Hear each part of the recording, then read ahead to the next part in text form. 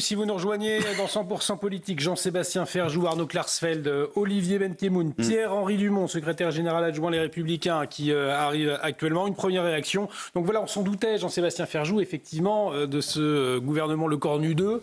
Voilà, c'est celui qui tenait visiblement la corde cet après-midi aussi, depuis quelques jours. On en parlait. Oui, c'est pas du tout une surprise. Mais on en parlait juste avant la coupure. Mais oui, disons qu'il y a à la fois quelque chose de très logique dans la nomination de Sébastien Lecornu au regard du déroulé de la semaine et plus encore de la journée, parce qu'Emmanuel Macron, tout simplement, n'a plus beaucoup d'autres choix. Il n'avait pas d'autres choix. Les autres partis, tout simplement, n'ont pas accepté, eux, de rentrer à Matignon. Qu'il fallait bien que ce soit une personnalité plutôt issue de l'ex-socle central. Après, c'est une nomination qui est tout aussi logique qu'elle est totalement baroque après, précisément, le début de la semaine. Parce que c'est vrai qu'aux yeux des Français, c'est un peu étonnant de voir un Premier ministre renommé alors qu'il a échoué et que son gouvernement a battu tous les records. Et qu'il a démissionné, et que sa démission a été acceptée. Et qu'il a dit ma mission s'arrête ici. Et qu'il a dit qu'il n'y retournerait pas. Pierre-Henri Dumont, secrétaire général adjoint Les Républicains, nous a rejoint. Merci d'être avec nous. Alors peut-être vous, bonsoir. Votre première réaction, Sébastien Lecornu, renommé donc Premier ministre. Alors j'imagine qu'effectivement, les téléspectateurs, les citoyens français s'interrogent. Il est démissionnaire, ça ne fonctionne pas, et là on le remet. Alors l'interrogation, Bruno Le Maire à la défense ou pas? C'est ça. Et que vont faire les LR surtout. Et que vont faire les LR? Ils y vont ou ils n'y vont pas? Quel LR? On a besoin de savoir aujourd'hui qui sont les LR, est-ce qu'ils sont divisés ou pas? Est-ce que, ils vont participer à ce gouvernement Lecornu? Quelle est la voie? On va en parler avec vous. Première réaction, Sébastien Lecornu, reconduit Premier ministre. Écoutez, je l'apprends, vous venez juste de me l'apprendre. Nous aussi. J'entrais juste en plateau, donc vous dire que c'est quand même le Premier ministre qui est nommé malgré lui. C'est quand même incroyable, parce qu'il se présente encore, je crois que c'était hier ou avant-hier, au journal télévisé pour nous dire qu'il voulait arrêté, qu'il avait remis sa démission, qu'il avait accompli sa mission, que c'était un moine soldat, etc. Bon, là, il est renommé, tant mieux pour lui, après tout. Et ça prouve surtout que le président de la République, d'une part, n'a pas réussi à trouver, il doit estimer ne pas avoir d'autres voies de passage que Sébastien Lecornu, qu'il n'existe pas d'autre solution que renommer quelqu'un qui, malheureusement, malheureusement pour lui en tout cas, n'a pas réussi à réussir l'impossible. Et d'autre part que le président de la République a aussi échoué à ouvrir un peu son horizon. On avait pu entendre différentes hypothèses, la gauche un gouvernement technique, un gouvernement de gauche, on avait entendu Jean-Louis Borloo, on avait entendu beaucoup d'hypothèses, et finalement on retombe sur quelqu'un qui voulait plus être Premier ministre, donc premier ministre de la République qui est là malgré lui. Le précédent, c'était autonomé. Oui. Et là, finalement, c'est celui qui ne veut pas l'être qui devient Premier ministre. C'est une seconde chance pour avoir au moins pour qu'il puisse dire son discours de politique générale. Et puis, il avait l'avantage d'être prêt. Qui sont de près, mais ça ne nous dit pas ce que vont faire les LR et Bruno Retailleau ce soir. C'est jamais une question de personne. Chez les Républicains, c'est toujours une question de la politique qui est menée. Nous, on a toujours été extrêmement clairs. On a quand même le sentiment, pardonnez-moi, je vous coupe et je vous laisse terminer, on a quand même le sentiment cet après-midi qu'il y avait deux lignes qui se dégageaient, d'un côté Bruno Retailleau, de l'autre Laurent Wauquiez. Ça a toujours été excessivement clair. C'est la ligne politique qui est menée, le gouvernement, quelle politique va-t-il mettre au service de la France? On peut résumer en 3 points. 1, c'est améliorer la sécurité des Français, en particulier sur les questions migratoires. 2e point, diminuer drastiquement les dépenses de l'État pour faire face au mur de la dette qui est face à nous et ne pas augmenter les impôts. Et puis le 3e point, c'est revaloriser le travail, en particulier lutter contre l'assistanat avec plusieurs propositions qu'on a pu faire sur l'allocation sociale unique plafonnée à 70% du SMIC, faire en sorte d'augmenter, de diminuer certaines cotisations pour augmenter les salaires nets par rapport aux salaires bruts. Voilà, effectivement, ce sont des propositions. Donc si Sébastien Lecornu mène ça, on pourra évidemment discuter. Soir, Bruno Retailleau, qu'est-ce qu'il dit? Il dit ce n'est pas un gouvernement de rupture. Je quitte notamment avec la nomination de Bruno Le Maire. Qu'est-ce qui va se passer là prochainement si on propose au LR de participer au gouvernement? Qu'est-ce qui se passe? Il y a 2-3 choses qui sont des lignes rouges pour Bruno Retailleau, qui ont été dites cette semaine. Toucher à la réforme de la retraite, c'est notamment une ligne rouge, évidemment. Moi, je ne parle pas de faire rentrer des ministres socialistes, évidemment, mais ça en est une. Or, toute la question, toute cette semaine, ça a été au cœur des discussions. Et là encore, aujourd'hui, cet après-midi à l'Élysée, la réforme de la retraite a été une question qui a été mise sur la table. Donc aujourd'hui, ce soir, qu'est-ce qui fait que les LR rentrent et soutiennent le gouvernement, s'ils le font. Le gouvernement. Et quelles sont les personnalités? Parce que vous disiez que ça n'était pas une question de personne. On a eu l'impression que Bruno Le Maire avait déclenché. C'était la ligne rouge. Bruno Retailleau a été très clair. Il a expliqué qu'il fallait pas que ce soit évidemment des ministres socialistes et des premiers ministres socialistes. Bon, ça, le sujet est écarté ce soir. Et deuxième point, en plus, il fallait pas que ce soit tout le All-Star de la Macronie qui a échoué depuis 8 ans. Donc, si c'est Sébastien Lecornu avec un gouvernement, comme il avait promis, de rupture, avec des gens qui changent, qui n'ont peut-être pas ministre auparavant. Un gouvernement de droite. Enfin, en tout cas, le pays est à droite. Donc, c'est quand même un peu dommage d'avoir un pays à droite et de mener une politique de gauche. Donc, une fois plus, ça dépendra de nous, ce que nous proposera, ce que proposera Sébastien Lecornu comme politique. Ça sera traduit dans le budget qui sera, on l'espère, déposé dans les prochaines heures sur le bureau de l'Assemblée nationale. Mais aujourd'hui, moi, je ne peux pas vous dire, c'est la politique que va mener Sébastien Lecornu, ce qu'elle va changer. Quelle est la place d'Emmanuel Macron à l'intérieur? Si c'est Emmanuel Macron qui continue de faire pareil que la fois dernière... Michael Dos Santos, Arnaud. Je ne connais pas tout le nombre des députés, c'est Olivier qui connaît, mais si c'est un gouvernement de droite, LFI censure, la gauche censure, et le RN censure, donc le gouvernement... Union de la gauche 178, Rassemblement national 127. S'il n'y a que des gens de droite, ou presque des gens de droite, le Parti socialiste censure. C'est pas du tout une question de personne, c'est une question de politique qui est menée. Donc, c'est une politique plus ou moins de droite. Le PS, si c'est une politique de droite, le PS censure. Probablement que le PS censurera. Mais j'imagine une information importante. Le président qui donne carte blanche, je cite, au Premier ministre. C'est ce que dit l'entourage d'Emmanuel Macron. On va aller retrouver tout de suite Michael Dos Santos. Avant aussi, il avait carte blanche. Comme la fois dernière, on a retrouvé Bruno Le Maire, ministre des Armées. Exactement. Donc, est-ce que cette fois, il a véritablement carte blanche, Sébastien Lecornu? Interrogeons-nous dans un instant. Laure Lavalette va nous rejoindre. Mais avant, Michael Dos Santos, nous avons appris donc à 22h pile, la nomination de Sébastien Lecornu. Donc, on accueille Laure Lavalette. Bienvenue. Mais avant, c'est Michael Dos Santos, pardonnez-moi. Oui, non, je vous en prie, Olivier. Effectivement, on l'a appris donc il y a quelques minutes. Sébastien Lecornu a été renommé Premier ministre. Une décision qui nous surprend. Déjà, le délai de 48 heures qui avait été annoncé par l'Élysée n'a pas été respecté. Mais surtout, ce que je peux vous dire, c'est qu'effectivement, ici, sur place, à côté de l'Élysée, beaucoup de nos confrères s'apprêtaient à partir puisqu'il n'y avait pas d'annonce officielle. Donc cette annonce nous a effectivement un peu pris au dépourvu.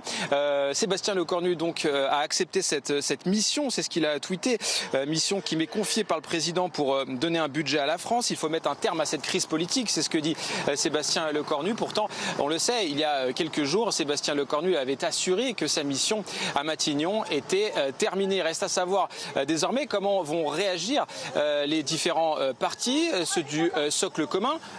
Encore faut-il qu'il existe ce socle commun, puisque on le rappelle, Bruno Retailleau a considéré qu'il était désormais mort. Édouard Philippe et son parti Horizon, quelle réaction de leur côté également, puisqu'ils attendaient impatiemment de savoir quelle était l'identité du nouveau Premier ministre pour prendre leurs décisions et quitter éventuellement ou pas d'ailleurs ce socle commun. Et puis la gauche, on le sait, après cette réunion qui a eu lieu en début d'après-midi, que ce soit le Parti socialiste, les écologistes ou encore les communistes, il y avait cette motion de censure, cette censure du gouvernement qui était dans l'air. Est-ce qu'ils vont désormais censurer ce futur gouvernement? Est-ce qu'ils vont passer à l'acte? On le sait en tout cas du côté de la France insoumise. Le message a déjà été lancé puisque Mathilde Panot a réagi immédiatement après la nomination donc de Sébastien Lecornu et a appelé tous les partis de gauche à voter une future motion de censure. Merci beaucoup, Michael Dos Santos en duplex du palais de l'Élysée. On reviendra vers vous, Sébastien Lecornu, d'ailleurs, qui a réagi. J'accepte par devoir la mission qui m'est confiée par le président de la République de pour donner un budget à la France pour la fin de l'année et de répondre aux problèmes de la vie quotidienne de nos compatriotes. Il faut mettre un terme à cette crise politique. Voilà ce qu'il déclare donc à 22h, quelques minutes après sa nomination. La passation de pouvoir, ça va être intéressant de voir comment ça va se passer. C'est ce que vous soulignez il y a un instant, Pierre-Henri Dumont. On accueille Laure Lavalette, pardonnez-moi, députée Rassemblement National du Var. Bonsoir. Bonsoir. Merci d'avoir accepté notre invitation. Je vous donne la parole dans un instant. Mais avant, Gilbert Collard est avec nous en liaison pour réagir à cette nomination. Gilbert Collard, bonsoir. Merci d'avoir accepté accepté notre invitation. Je sais que vous attendez depuis un petit moment. Je vous présente mes excuses, mais néanmoins, votre première réaction, donc, Sébastien Lecornu, qui a accepté le poste par devoir. Oui, bon, je crois que je ne suis pas le seul à avoir attendu. On a été nombreux à attendre. C'est pas un moine soldat, Sébastien Lecornu, c'est un moine sacrificiel. Il se sacrifie pour que le budget puisse passer, mais ça donne une image de la vie politique, des institutions, du président de la République qui est catastrophique, quoi. Bon, parce qu'on a vraiment le sentiment que Macron n'a plus personne, quoi. N'a plus personne. Hein. Les institutions sont exsangues, le personnel politique autour de lui est désormais inexistant, il y a des fractures dans son propre camp. Moi, franchement, je me pose des questions sur son équilibre. Hein. On a eu un roi fou, un président de la République qui est tombé du train en pyjama. Et maintenant, non, mais je sais que c'est pas bien de dire ça. Maintenant, on a un fou de lui-même, quoi. Il faut voir ce que la presse étrangère dit. Hein. Elle parle d'un homme vaniteux. Dans le Times, je crois, on écrit qu'il ne démissionnera jamais tellement il est vaniteux, quoi. Bon, on a affaire à un enfant. C'est dramatique pour les institutions. Et alors, après Lecornu, une fois que le budget aura été adopté, le moine soldat, à mon avis, il rangera sa moinerie et son armurerie. Hein. Qu'est-ce qu'on va avoir, quoi? De nouveau un renversement avec un autre Premier ministre, lequel moi, je ne vois plus qu'une seule solution, franchement, c'est la dissolution, parce que le peuple a besoin de respirer, quoi. C'est quand même inconcevable alors que nous sommes une vieille démocratie, qu'on ne rende pas la parole au peuple. C'est ça qui est fou, quoi. Que Macron est un voleur de parole de peuple. N'a-t-il pas battu sa dernière carte, finalement, avant une éventuelle dissolution, en nommant Sébastien Lecornu une nouvelle fois comme Premier ministre, et puis la prochaine étape, eh bien, ce sera la dissolution? C'est une hypothèse qui est pas folle, ce qui est surprenant. Ce qui est surprenant, hein. C'est pas impossible. Mais vous comprenez, il est tellement déraisonnable que introduire les instruments de la raison pour essayer de le comprendre, c'est pas possible, quoi. Bon, c'est pas possible.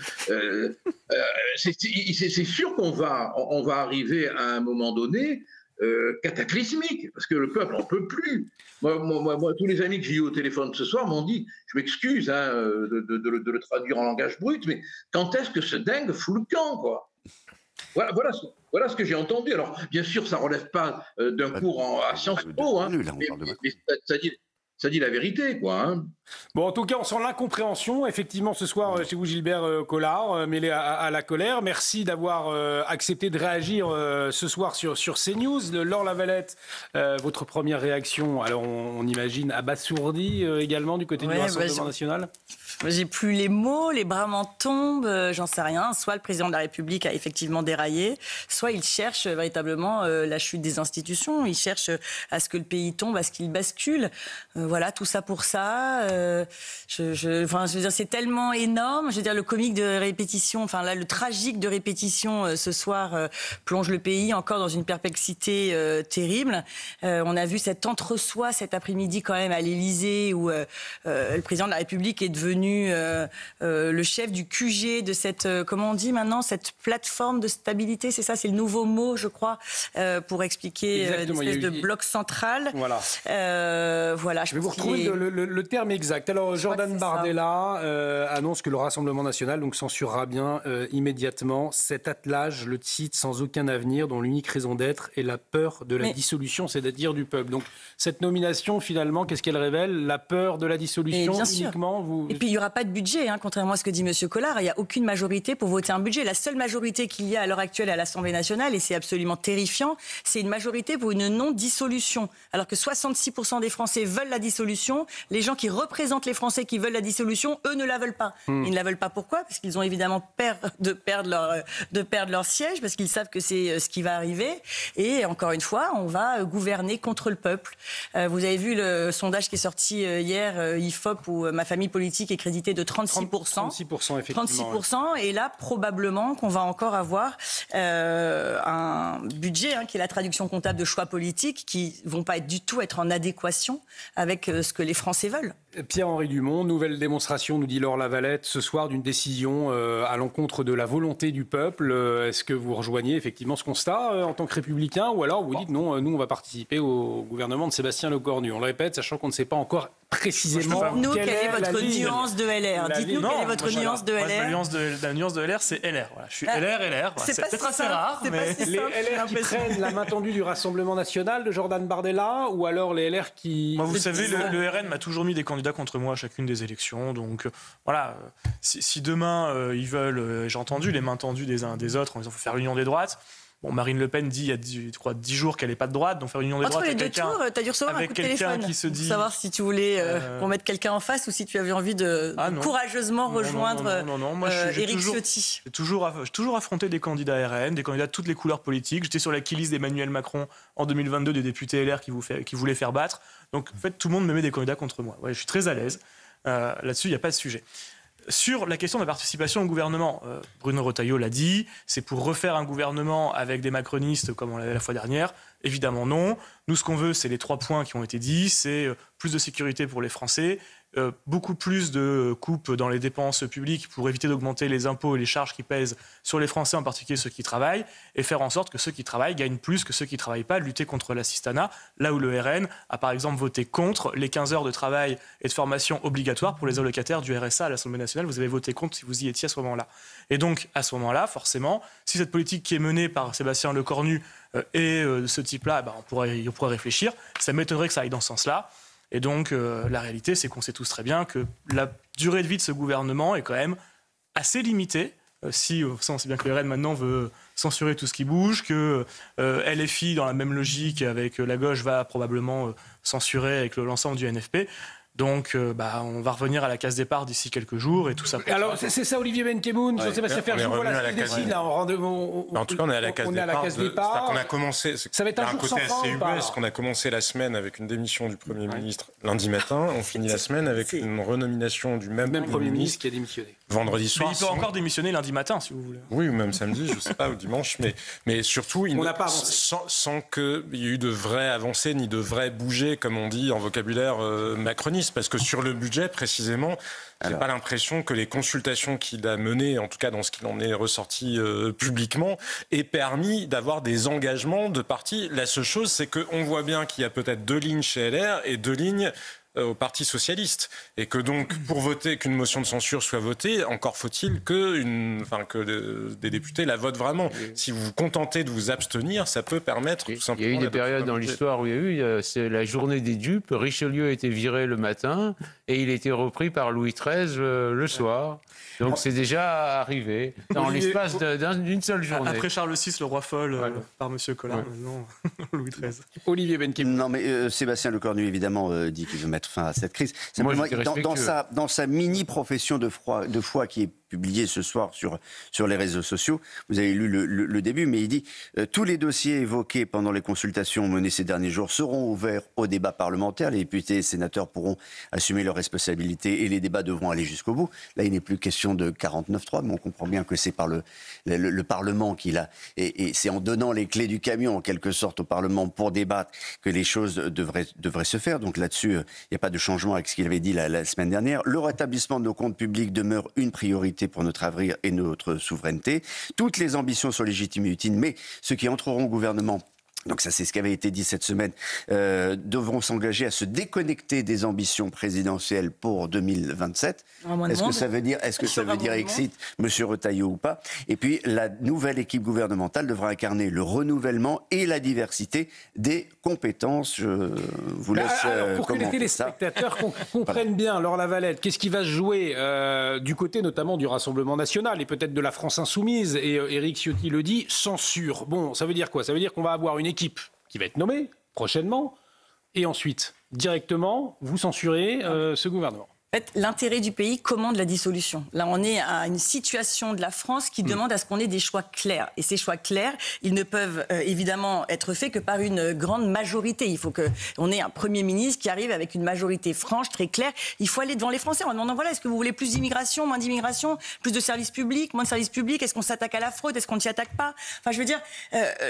voilà, donnons la parole aux Français. Et là, il n'y aura que des mesurettes. Moi, je vous le dis, il ne va jamais être voté, ce budget. Enfin, je veux dire, on se leurre complètement. S'il n'y a pas de 49.3... Le budget c'est le budget du Parlement. Enfin, c'est quand même la première fois que le Parlement a la main complètement sur un budget. C'est quand même chouette. Vous verrez que dans la mesure où, de toute façon, ils ont essayé de faire toutes leurs alliances sans la première force du Parlement, qui est le Rassemblement national, ils n'y arriveront pas. Vous savez, quand on a fait tomber François Bayrou, typiquement, c'est parce qu'il a demandé 8 milliards d'euros supplémentaires aux retraités et 0 sur l'immigration, et même sur l'immigration clandestine. J'ai pas entendu M. Retailleau à ce moment-là démissionner en disant moi je suis très ferme contre l'immigration et je m'en vais. Donc en fait, vous avez vu tous les chiffres, ils ont baissé depuis un an. Alors vous n'avez pas dû regarder l'Observatoire de l'immigration ni l'excellent compte de Marc Vanguard. Il n'y a jamais eu autant d'immigrés en France. Il n'en est jamais rentré autant sous Emmanuel Macron. Vous confondez le stock et le flux. Ah oui, et Bruno Retailleau ne peut travailler que sur le flux, que sur ceux qui entrent et pas sur ceux qui sont pas présents auparavant. 500 000 immigrés légaux qui rentrent par an, c'est du jamais vu. On a perdu la maîtrise migratoire en France. Il n'y a jamais eu aussi peu de naturalisation. La circulaire Valls a été abrogée. La réalité des Français est la suivante, et nous, l'actualité, c'est factuel. On voit effectivement beaucoup plus d'insécurité, on voit effectivement un changement aujourd'hui, beaucoup plus d'immigration, factuellement, et c'est en tout cas dans nos sondages ce que l'on ressent. Voilà, c'est ce que ressent la population. Mais c'est vrai qu'il y a un point de bascule au centre des débats, c'est cette fameuse réforme des retraites. Alors, ça va être intéressant, puisque, on vous le rappelle, c'est Elisabeth Borne, ancienne ministre, qui avait ouvert la porte à sa suspension de la réforme des retraites. Jean-Sébastien Ferjou, qu'elle a elle-même fait adopter à coup de 49.3 en 2023, on s'en souvient tous, et le débat qui s'enflamme aussi à nouveau ces dernières heures, là, autour de la réforme des retraites. Oui, mais je crois qu'il y a deux débats en un, vous l'avez souligné en quelque sorte. Il y a un débat budgétaire, combien coûterait une suspension, une abrogation de la réforme des retraites, si tant est d'ailleurs qu'une suspension soit possible, parce que juridiquement c'est quand même assez compliqué, parce que le fait que l'application soit tous les ans, vous savez, en période glissée, c'est compliqué pour que des gens soient finalement traités de manière différente. Bref, mais il y a aussi un débat, moi je trouve, qui a trait à la crédibilité de la parole publique. Oui. Je ne comprends pas pourquoi Mme Borne est venue annoncer ça, parce qu'elle aurait très bien pu dire, ou ils auraient pu laisser dire, bon, bah écoutez, si jamais le Parti Socialiste est nommé, enfin, ou un représentant du Parti Socialiste est nommé à Matignon, il présente ça à l'Assemblée, peut-être le RN sera-t-il d'accord pour voter une suspension, voilà, il peut y avoir une majorité à l'Assemblée nationale, mais alors que Mme Borne, qui a porté cette réforme, qui a participé, elle n'était pas la seule, mais à convaincre les Français que c'était l'alpha et l'oméga de toutes les réformes, que nous allions tous périr dans d'atroces souffrances si cette réforme n'était pas votée. Moi, je crois par ailleurs que nous avons besoin d'une réforme des retraites, c'est pas le sujet, mais que nous allions... Et là, d'un seul coup, la même, en donnant l'impression finalement pour rester 2 mois de plus au pouvoir, elle est prête à s'asseoir sur tout, ou sur le seul d'ailleurs acquis du macronisme. À ce point-là, pourquoi pas déreconnaître la Palestine ou dépanthéoniser Robert Badinter.